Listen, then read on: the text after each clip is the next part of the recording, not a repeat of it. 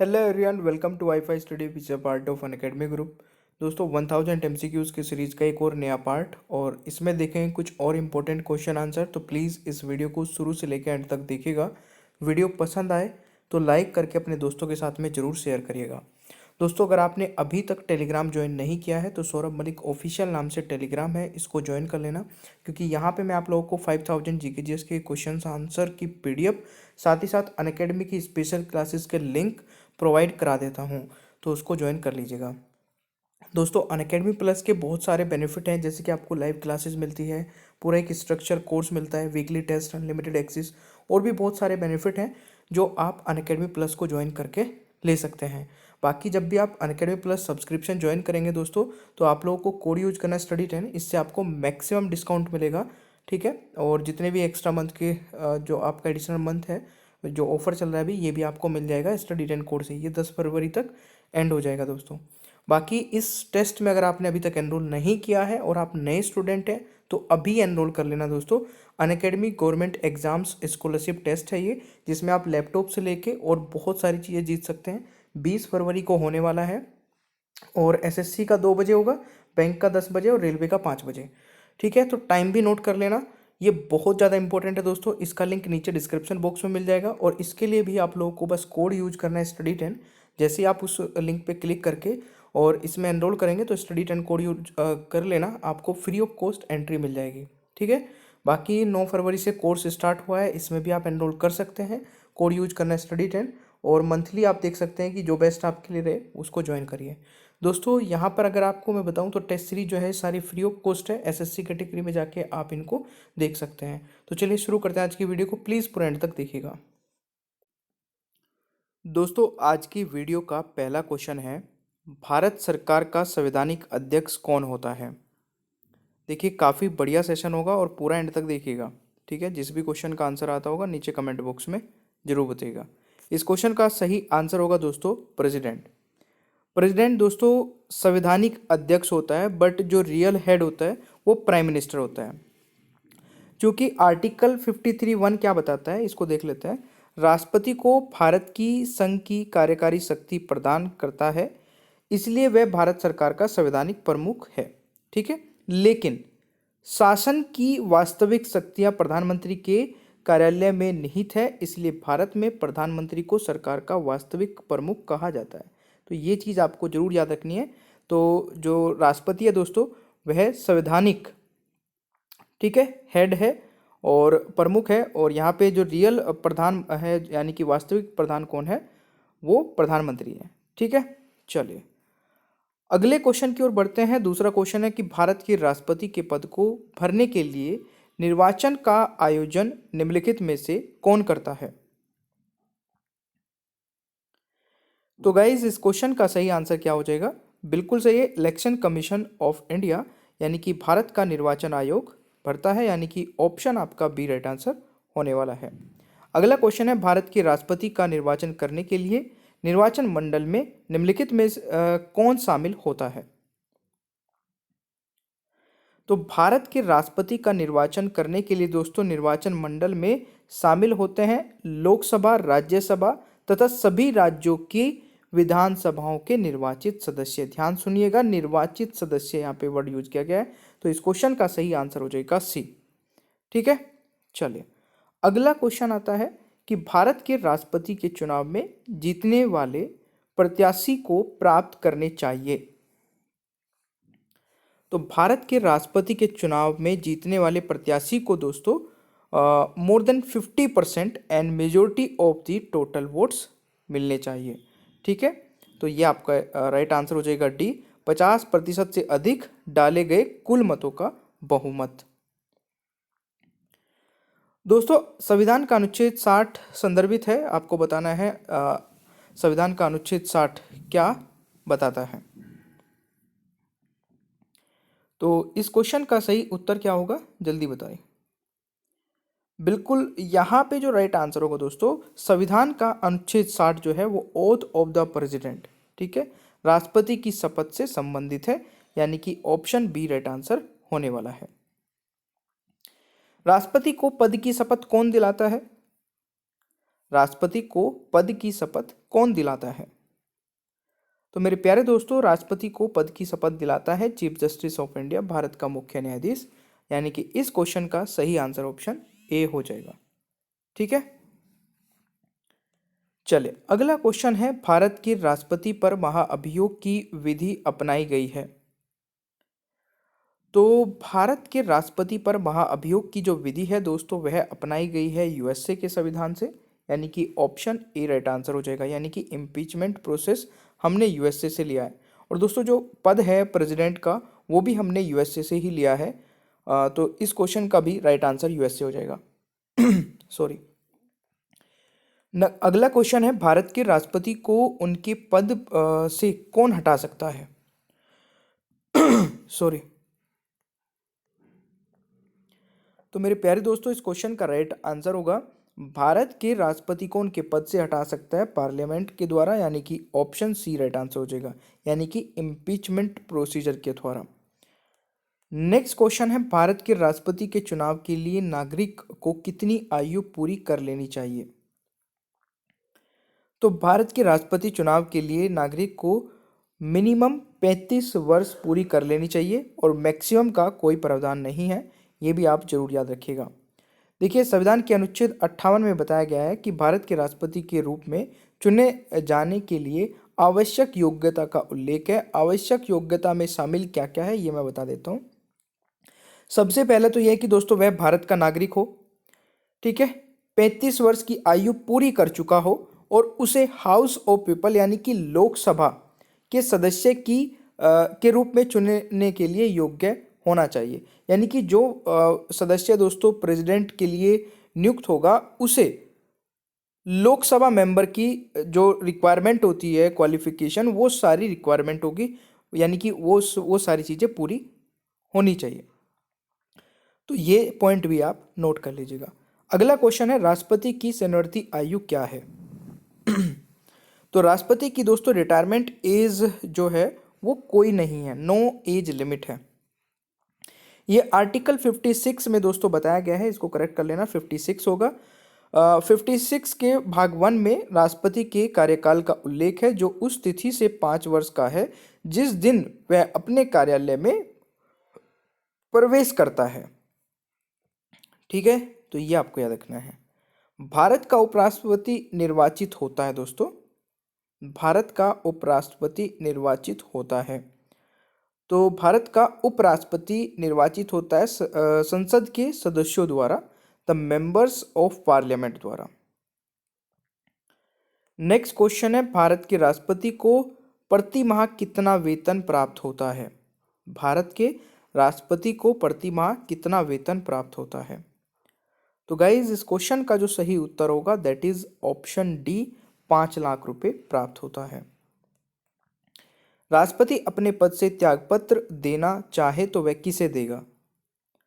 तो राष्ट्रपति अगर अपना त्यागपत्र देना चाहता है तो वह अपना त्यागपत्र दोस्तों वाइस प्रेसिडेंट को देगा। ठीक है, आर्टिकल 56 का 1 भाग कहता है, में उल्लेख किया गया है कि भारत के राष्ट्रपति उपराष्ट्रपति को संबोधित करता है, एक पत्र लिखकर अपने पद से इस्तीफा दे सकता है। और के अनुसार उपराष्ट्रपति को संबोधित किसी भी इस्तीफे को लोकसभा अध्यक्ष सूचित किया जाएगा। यह भी आपको याद रखना है। भारतीय संविधान का अनुसार भारत के राष्ट्रपति के कार्यालय में रिक्त को भरा जाएगा कितने दिन के अंदर? तो ये दोस्तों भरा जाएगा 6 महीने के अंदर। यानी कि राष्ट्रपति का जो ऑफिस खाली होगा तो उसको विद इन 6 मंथ दोस्तों भरा जाएगा। यानी कि ऑप्शन इसका राइट आंसर बी होने वाला है। नेक्स्ट क्वेश्चन है, राष्ट्रपति द्वारा संसद के लिए कितने सदस्यों को नामित किया जा सकता है? जल्दी बताइए।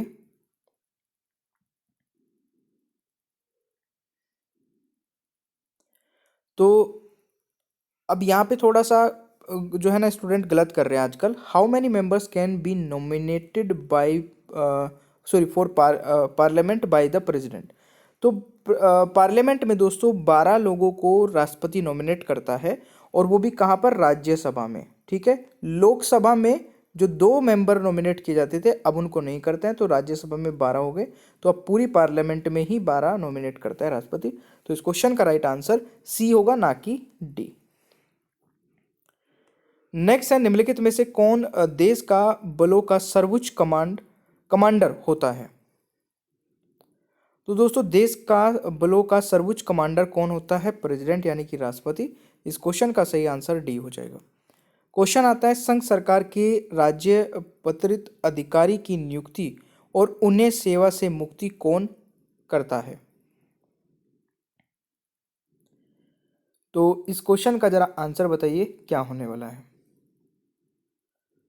दोस्तों, इस क्वेश्चन का सही उत्तर होगा, संघ सरकार के राज्य पति अधिकारी की नियुक्ति और उन्हें सेवा से मुक्ति कौन करता है? द प्रेसिडेंट ऑफ इंडिया, यानी कि ऑप्शन ए हो जाएगा। दोस्तों, राष्ट्रपति भारत संघ के कार्यकारी प्रमुख है। भारत के सभी महत्वपूर्ण नियुक्तियां भारत के राष्ट्रपति द्वारा की जाती है। उनमें से अधिकांश के राष्ट्रपति द्वारा उनके कार्यालय से हटा दिया जाता है और उनमें से कुछ राष्ट्रपति के प्राधिकृत कार्यालय में रहते हैं। केंद्र सरकार के राजपत्रित अधिकारियों को केवल राष्ट्रपति द्वारा नियुक्त और बर्खास्त किया जाता है। नेक्स्ट है, निम्नलिखित में से कौन सी नियुक्ति राष्ट्रपति के द्वारा नहीं की जाती है? तो निम्नलिखित में से कौन सी नियुक्ति दोस्तों राष्ट्रपति द्वारा नियुक्त नहीं की जाती है? नियुक्ति नहीं की जाती है, तो स्पीकर ऑफ लोकसभा इस क्वेश्चन का दोस्तों यहाँ पे राइट आंसर होने वाला है, यानी कि option A is the right answer. Bharat के मुख्य न्यायाधीश भारत में सभी 3 रक्षा बलों के प्रमुख यानी भारतीय सेना, नौसेना और वायुसेना की नियुक्ति भारत के राष्ट्रपति द्वारा की जाती है, जबकि लोकसभा के अध्यक्ष की नियुक्ति राष्ट्रपति द्वारा नहीं की जाती है, बल्कि वे अपने सदस्य में से नवगठित लोकसभा द्वारा चुने जाते हैं। तो ये आप लोगों को जरूर एक बार पढ़ लेना है। राष्ट्रपति के नियुक्ति के क्षेत्र अधिकार के अंतर्गत इनमें से कौन नहीं है? तो दोस्तों, कौन नहीं है जल्दी से बताइएगा। तो इसमें अगर मैं बात करूँ एडवोकेट जनरल की, तो ये नहीं है, तो right answer is option D. राष्ट्रपति का अध्यादेश लागू रह सकता है। राष्ट्रपति का अध्यादेश लागू रह सकता है कितने महीने के लिए?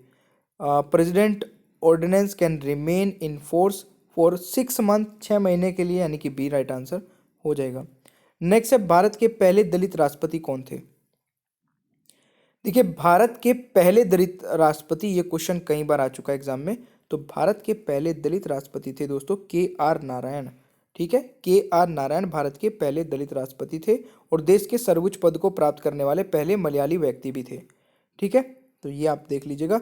यहाँ पे अगर मैं इनके कार्यकाल की बात करूँ दोस्तों, तो 1997 से 2002 तक इन्हें ये जो है दोस्तों 10वें राष्ट्रपति के रूप में और 9वें उपराष्ट्रपति के रूप में नियुक्त रहे हैं। ठीक है, अगला क्वेश्चन आता है, लोक लेखा समिति अपनी रिपोर्ट प्रस्तुत करती है। तो लोक लेखा समिति दोस्तों अपनी रिपोर्ट प्रस्तुत करती है किसे? द स्पीकर ऑफ लोकसभा को। ठीक है, right answer is option B, the speaker of Lok Sabha. ये आपका राइट आंसर हो जाएगा। तो समिति का अध्यक्ष लोकसभा अध्यक्ष द्वारा नियुक्त किया जाता है, यह भी आपको याद रखना है। और यह समिति लोकसभा के स्पीकर को अपना रिपोर्ट सौंपती है। ये चीज़ें आपको मिल जाएगी। और देखिए, इसकी जो पीडीएफ है दोस्तों वो आपको मिल जाएगी टेलीग्राम पे, और टेलीग्राम का नाम है Saurabh Malik official. Saurabh Malik official search कर लेना, आपको ये पीडीएफ भी मिल जाएगी और वहाँ पे और भी पीडीएफ और भी वीडियोस के लिंक मिल जाएंगे। निम्नलिखित में से कौन 2 बार भारत का राष्ट्रपति चुना गया है? तो दोस्तों, 2 बार भारत का राष्ट्रपति कौन चुना गया है? बाबू राजेंद्र प्रसाद, यानी कि डी यहाँ पे राइट आंसर हो जाएगा। कब कब दोस्तों? देखिए, यहाँ पे अगर मैं बात करूँ तो भारत के पहले राष्ट्रपति डॉक्टर राजेंद्र प्रसाद 1950 में नियुक्त हुए थे। फिर 1962 तक दोस्तों बीच में एक बार फिर 1957 में नियुक्त हुए, यानी कि 1950 से 1962 तक इनका कार्यकाल रहा है। और ये 2 बार राष्ट्रपति बने, एक बार 1950 में, एक बार 1957 में। ठीक है, चलिए दोस्तों,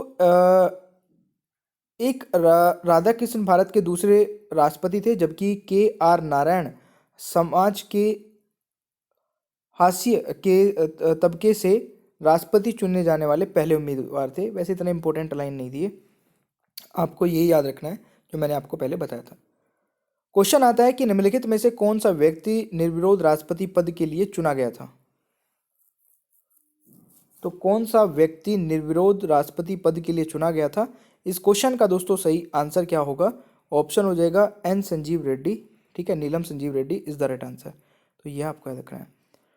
तो नीलम संजीव रेड्डी दोस्तों एकमात्र राष्ट्रपति हैं जो निर्विरोध चुने गए। उन्होंने 1977 से 1982 तक भारत के छठे राष्ट्रपति के रूप में कार्य किया। वे आंध्र प्रदेश के पहले मुख्यमंत्री और दो बार लोकसभा अध्यक्ष रहे और वे अब तक के सबसे कम उम्र के भारतीय राष्ट्रपति बने हैं।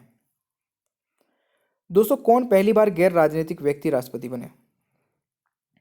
कौन पहली बार गैर राजनीतिक राष्ट्रपति बने थे? तो एपीजे अब्दुल कलाम जी, डॉक्टर एपीजे अब्दुल कलाम जी दोस्तों गैर राजनीतिक व्यक्ति थे जो राष्ट्रपति नियुक्त हुए थे। तो इस क्वेश्चन का राइट आंसर बी हो जाएगा। नेक्स्ट है, भारतीय संविधान के अनुसार केंद्रीय मंत्री अपने पद पर किसकी इच्छा से बना रहेगा? तो दोस्तों इस क्वेश्चन का राइट आंसर क्या होगा? भारतीय संविधान के अनुसार केंद्रीय मंत्री अपने पद पर किसकी इच्छा से अनुसार बना रहेगा? राष्ट्रपति की। तो राइट आंसर इस ऑप्शन है। नेक्स्ट है, उपराष्ट्रपति खालिस्तान होता है। उपराष्ट्रपति दोस्तों किसी भी सदन का सदस्य नहीं होता है, not a member of any house. तो यहाँ पे राइट आंसर डी होगा। नेक्स्ट है, भारत का उपराष्ट्रपति निर्वाचित होता है। भारत का उपराष्ट्रपति निर्वाचित होता है। तो भारत का उपराष्ट्रपति दोस्तों निर्वाचित होता है member of state legislature and parliament, यानी कि डी यहाँ पे राइट आंसर हो जाएगा। क्वेश्चन आते हैं, भारत के किस उपराष्ट्रपति ने लगातार 2 कार्यकाल संपन्न किए? तो दोस्तों यहाँ पे अगर मैं बात करूं भारत के किस उपराष्ट्रपति ने लगातार 2 कार्यकाल संपन्न किए, तो एस राधाकृष्णन दोस्तों यहाँ पे राइट आंसर हो जाएगा। क्वेश्चन आता है, किसी दोषी व्यक्ति को सजा को क्षमा, निलंबन या परिहार की शक्ति निहित है। तो ये किसको है दोस्तों? ये बहुत इजी क्वेश्चन है, ठीक है ना। तो इस क्वेश्चन का जो राइट आंसर होगा दैट इज बिल्कुल प्रेसिडेंट हो जाएगा राइट आंसर। अगला क्वेश्चन आता है कि राष्ट्रपति का अभिभाषण कौन तैयार करता है? तो देखिए राष्ट्रपति का अभिभाषण दोस्तों कौन तैयार करता है? तो केंद्रीय मंत्रिमंडल इस क्वेश्चन का यहाँ पे राइट आंसर हो जाएगा। अगला क्वेश्चन है, राष्ट्रपति किस सूची पर अध्यादेश जारी कर सकता है? दोस्तों राष्ट्रपति किस सूची पर अध्यादेश जारी कर सकता है? तो यहाँ पे राइट आंसर हो जाएगा यूनियन लिस्ट, यानी कि संघ सूची पे। क्वेश्चन आता है कि द रिपब्लिक एथिक और लोकतंत्र के स्वर नामक पुस्तक संबंधित है। तो ये है दोस्तों बिल्कुल राष्ट्रपति का भाषण, यानी कि ऑप्शन बी राइट आंसर हो जाएगा। नेक्स्ट है, निम्नलिखित में से किस राष्ट्रपति ने मुख्यमंत्री के रूप में कार्य किया? तो निम्नलिखित में से किस राष्ट्रपति ने मुख्यमंत्री के रूप में कार्य किया? What is the right answer of this question? ये जरा आप बताइएगा। तो यहाँ पे राइट आंसर हो जाएगा ऑल ऑफ द अबव, उपरोक्त सभी यहाँ पे राइट आंसर होगा दोस्तों। क्वेश्चन आता है, निम्नलिखित में से किस राष्ट्रपति का कार्यकाल के दौरान निधन हो गया? तो which of the following president die during the tenure? तो निम्नलिखित में से किस राष्ट्रपति का कार्यकाल के दौरान निधन हो गया? तो यहाँ पे राइट आंसर हो जाएगा Fakhruddin Ali Ahmed. Fakhruddin Ali Ahmed is the right answer. कौन बिहार के राज्यपाल के रूप में कार्य करने वाले पहले राष्ट्रपति हैं? तो कौन बिहार के राज्यपाल के रूप में कार्य करने वाले दोस्तों पहले राष्ट्रपति हैं? तो जाकिर हुसैन इस क्वेश्चन का राइट आंसर होगा। क्वेश्चन आता है, निम्नलिखित में से किस राष्ट्रपति ने लोकसभा अध्यक्ष के रूप में कार्य किया? तो निम्नलिखित में से किस राष्ट्रपति ने लोकसभा अध्यक्ष के रूप में कार्य किया? तो नीलम संजीव रेड्डी दोस्तों यहाँ पे राइट आंसर रहने वाला है। संविधान का उल्लंघन करने पर राष्ट्रपति पर महाअभियोग लगाया जा सकता है दोस्तों किस हाउस में या फिर किसके द्वारा? तो दोनों हाउस में लगाया जा सकता है, संसद के दोनों सदनों में। तो right answer is D. Question है, सुकोई 30 में उड़ान भरने वाले पहले राष्ट्रपति कौन हैं? तो सुकोई 30 में उड़ान भरने वाले पहले राष्ट्रपति दोस्तों प्रतिभा पाटिल जी हैं, यानी कि ऑप्शन बी राइट आंसर हो जाएगा। निम्नलिखित वेटो शक्तियों में से कौन राष्ट्रपति को प्रदान नहीं की जाती है? तो इस क्वेश्चन का दोस्तों राइट आंसर होगा योग्य वीटो नहीं प्रदान की जाती है, यानी कि सी इज़ द राइट आंसर। देखिए यार, एक तो आप लोग ना लाइक नहीं करते हो, तो लाइक जरूर कर दिया करें। और मैं आपको हर मतलब पीडीएफ चेंज करता रहूँगा, तो आपको सेशन पूरा एंड तक देखना होता है, ठीक है। चलिए नेक्स्ट। और देखिए गाइज, एक बहुत ही अच्छा फीचर जो कि अनअकैडमी पर आपको मिल जाता है, जहाँ पे आप रिपोर्ट कर सकते हैं कोई भी inappropriate content in the video. मतलब वीडियो में आपको कुछ भी ऐसा लगता है जो कि स्टडी से रिलेटेड नहीं था, तो आप उसको रिपोर्ट करके अपना प्राइज़ विन कर सकते हैं, ठीक है। नीचे ही डिस्क्रिप्शन बॉक्स में आपको एक फॉर्म मिल जाएगा जिसमें आप ये चीज़ें भेज के, और जो सबसे पहले भेजेगा उसको प्राइज़ मिलेगा, ठीक है। बाकी thank you so much guys, channel को सब्सक्राइब कर लीजिएगा, पीडीएफ भी आप डाउनलोड कर सकते हैं, बेल आइकन को ऑन रखिए और वीडियो को लाइक और शेयर करना भूलिएगा मत, ठीक है। और देखिए, अनअकैडमी पर मेरी 2 स्पेशल क्लासेस हो रही है, इसके बारे में मैं बता देता हूँ। एक तो दिन में होती है दोस्तों 2:30 बजे, ठीक है, और एक होती है रात को 11 बजे। दोनों ही इंपॉर्टेंट है, और दोनों क्लासेस को आप कैसे देख पाओगे, नीचे डिस्क्रिप्शन बॉक्स में मेरी प्रोफाइल का लिंक आपको मिल जाएगा, अनअकैडमी प्रोफाइल का लिंक, उस पर क्लिक करना है, फॉलो कर लेना है, और फॉलो करते ही आपके पास नोटिफिकेशंस आने स्टार्ट हो जाएंगे, ठीक है। तो चलिए मिलते हैं नेक्स्ट क्लास में। Thank you so much.